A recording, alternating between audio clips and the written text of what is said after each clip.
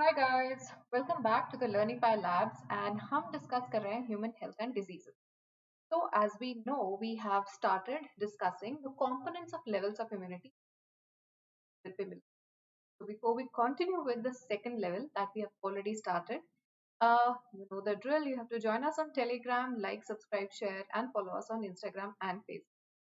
तो यस, तो हम डिस्कस कर रहे हैं सेकंड लेवल ऑफ डिफेंस, यानी कि दुश्मन जब अंदर घुस आया. तो हमने पिछले लेक्चर में डिस्कस किया था फीवर के बारे. आज हम नेक्स्ट दो कंपोनेंट्स डिस्कस करने वाले हैं, which is interferons and phagocytosis. तो ये दो एक अलग मैकेनिज्म्स हैं जिससे कि दुश्मन से जो पाला पड़ा है, हम अब उससे अपने आप को बचाने वाले हैं विद दीज टू मैकेनिज्म्स. तो let's get started. Starting with है साइटोकाइनिन बैरियर. एनसीईआरटी की टर्म है.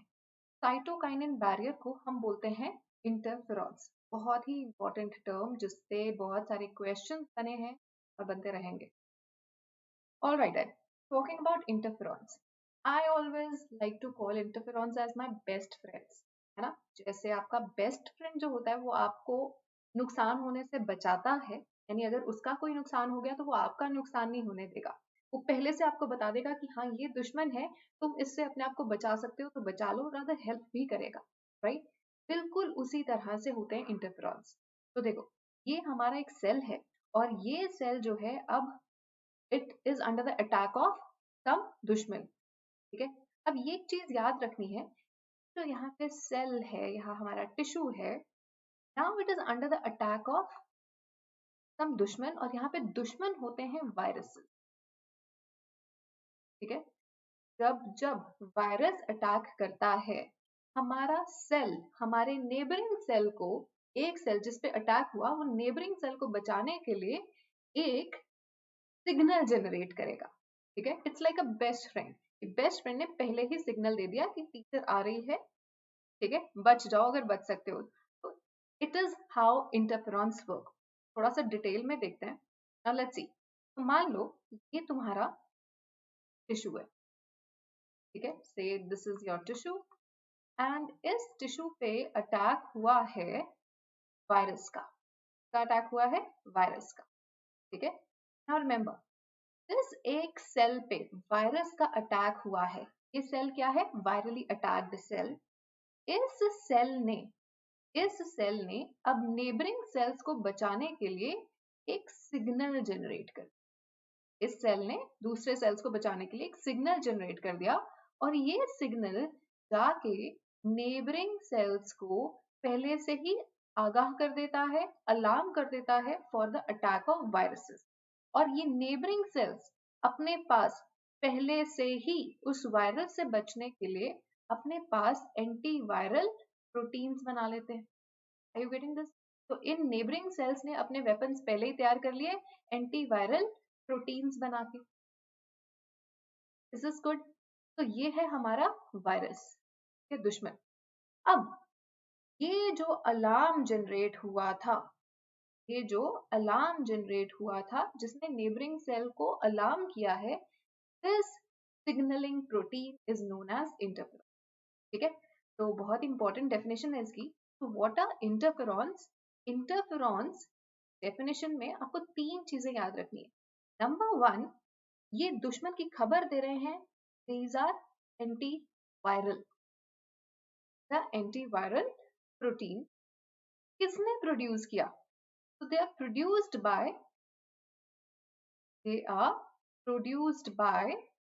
virally attacked cell. बहुत इंपॉर्टेंट पॉइंट है. कौन सा सेल प्रोड्यूस करता है? जिसपे ऑलरेडी अटैक हो चुका है. This is the PYQ guys. This is by virally attacked cells, right? और क्या करता है? It will protect the neighboring cells. To protect the neighboring cells. Neighboring cells को पहले से आवाज लगा के बता दिया कि हाँ भाई दुश्मन आ चुका है, अपने वेपन्स तैयार कर लो. So it will protect the neighboring cells. Good. तो ये जो सिग्नलिंग प्रोटीन है इसको हम कहते हैं इंटरफेरॉन. अब इंटरफेरॉन्स का नाम आप कई बार सुनोगे. अलग अलग तरह के इंटरफेरॉन्स होते हैं. For example we have alpha interferons, ये अल्फा इंटरफेरॉन्स जो है गाइस, ये कैंसर के सेल्स को डिस्ट्रॉय करते हैं. These are anti tumour, the anti tumour, right. Also, we have gamma interferons. Okay? ये जो गामा इंटरफेरॉन्स हैं, ये वायरसेस के अगेंस्ट काम करते हैं. So we have a category working in different. This is anti viral. तो जब हम कैंसर डिस्कस करेंगे तब भी इंटरफेरॉन्स का नाम जरूर आएगा. डन.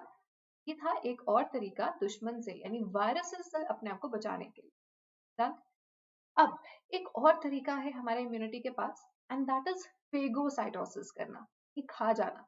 तो कुछ ऐसे सेल्स हैं हमारे इम्यून सिस्टम के पास जो कि दुश्मन को बस निगल जाएंगे, इंजेस्ट कर लेंगे, फेगोसाइटोस कर लेंगे.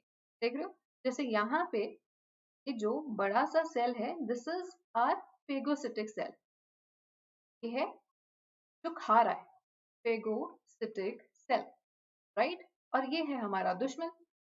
ये दुश्मन कोई भी हो सकता है. ये बैक्टीरिया होगा, वायरस होगा, फंगस होगा, और इवन जो इनके अटैक के दौरान हमारे सेल्स डिस्ट्रॉय हुए हैं उनको भी यही सेल्स क्लीन करने वाले हैं. ठीक है. तो we have these special cells. अब हमारे अंदर जो मेन 3 तरह के फेगोसिटिक सेल्स हैं, these are neutrophils, number 1. Number 2, we have monocytes, सब अलग अलग तरह के WB, and then we have macrophages, right. एक पहला क्वेश्चन कि सबसे पहला कौन सा फेगोसिटिक सेल है जो कि दुश्मन को खाने के लिए भागता है? तो that is your neutrophil. Neutrophil के बस की बात नहीं निकली तो फिर मोनोसाइट जाएगा, और अगर मोनोसाइट की भी बस की बात नहीं हुई फिर पहुंचेगा मैक्रोफेज, राइट. मैक्रो का मतलब बड़ा, फेज भी जो खाने वाला, तो वो तो निगल ही जाएगा. तो क्वेश्चन यहाँ पे बनता है, हैशटैग कर लेंगे, the first cell to phagocytose, and that is तो ये आपका PYQ है. Done. Let's write down here. PYQ, first cell to phagocytosis, neutrophil, और ये इसी ऑर्डर में भी काम करते हैं. न्यूट्रोफिल, फिर मोनोसाइट, एंड फिर मैक्रोफिल. अब ये जो WBCs है ना गाइस, ये सिर्फ और सिर्फ आपके ब्लड स्ट्रीम मिलेंगे. वाई? क्योंकि दुश्मन तो कहीं पे भी पहुंच सकता है. तो जो सोल्जर्स हैं जैसे, वो सिर्फ आपके बॉर्डर पे नहीं है, they are spread throughout the country, right. ऐसे ही आपके जो WBC हैं ये भी अलग अलग जगह पे तैनात रहे. तो WBCs की एक खासियत होती है कि ये आपकी ब्लड की कैपिलरी वॉल में से बाहर स्क्वीज आउट हो सकते हैं. तो से this is your blood capillary, right. This is your blood capillary, lymph capillary. your blood capillary जो है, इस blood capillary के वॉल में से, बहुत पतली सी वॉल है, तो यहाँ से WBC और प्लाज्मा है ये आउट हो सकता है, टेढ़ा मेढ़ा होके निकल आएगा. ठीक है. तो टेढ़ा मेढ़ा होके निकल रहा है तो कैसी मूवमेंट शो कर रहा है? अमीबा जैसी, amoeboid movement. Amoeboid movement show करता हुआ कि WBC और प्लाज्मा बाहर आ जाए. Okay, this is WBC and this is plasma. So they will ooze out. Okay, so oozes out means bahar nikal aate hain out of the capillary wall, and this process is guys known as all know this. ये property सिर्फ और सिर्फ WBC होती है, and it is important for them ताकि वो जहां पे खतरा है वहां पे पहुंच सके. और WBC क्या करने वाले हैं? ये वाले neutrophils, macrophages and monocytes, they are going to eat them away. ठीक है. अब ना हो गया, तो हमारे पास दो तरह के हमने एक बैरियर्स आज किए हैं. One is cytokinin and second is cellular barriers, यानी वो सेल जो बैरियर का काम करेंगे, जो रोकेंगे, जो कि उनको खा जाएंगे. बट रिमेंबर, ये दोनों मैकेनिज्म्स भी नॉन स्पेसिफिक इम्यूनिटी के पार्ट हैं, इननेट हैं, बिकॉज ये किसी भी दुश्मन में नहीं करने वाले, राइट. तो ये था आज का, and in the next lecture I'll see you again and with new mechanisms with which our body affects us. Thank you.